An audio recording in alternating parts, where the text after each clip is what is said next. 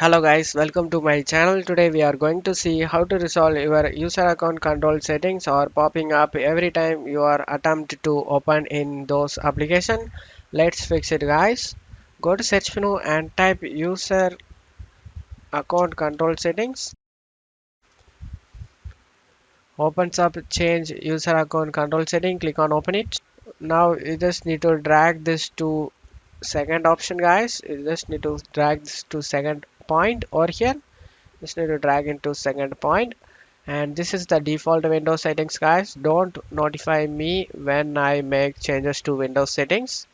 This is the option recommended if you use familiar apps and visit familiar websites. These are the recommended one.